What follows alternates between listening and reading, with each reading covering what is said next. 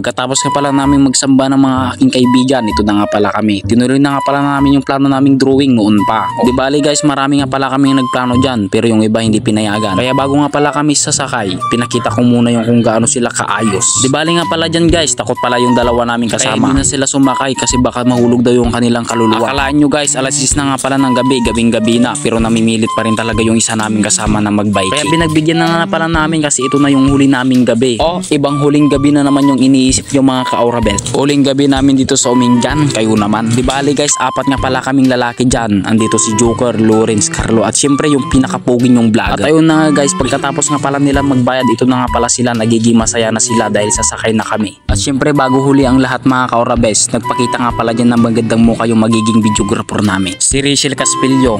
O ano pang ginagawa nyo mga ka-Aura Best, unfriend nyo na, walang jowa. Ito nga pala guys yung pinsan kong estetik palagi sa galaan. O chat nyo na mga ka-Aura Best, wala ring jowa nyan. At syempre bago mahuli na naman ang lahat mga ka-Aura Best, pinakita ko na naman pala dyan yung mga kasama namin nagsisisakayan. Di bali dyan mga ka-Aura Best, mahuli pala kami ng aking pinsan kaya nag-vlog muna kami dyan. At syempre pagkatapos nga palang umakyat yung mga kaibigan namin, kami naman yung sumunod.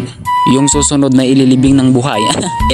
Kaya mga ka-Aura Best, sa mga stress na sa buhay dyan, yung inaalala nila yung kapakanan ng mga buhay nila, huwag nyo nang isipin yan. Pumunta na lang kayo dito sa Umingan Biking Station para sumakay din kayo sa biking na ito para doon marurus lahat ng mga problema nyo sa buhay. Pagkatapos nga pala nila dyan sumakay mga ka-Aura Best, kami naman yung susunod na uupo. At kung napapansin nyo naman dyan guys, yung mukha ko ganadong umit. Pero di ko lang alam mamaya guys kung mabubuhay pa ako. Kaya ito na, panuorin nyo. Dito kami ngayon guys!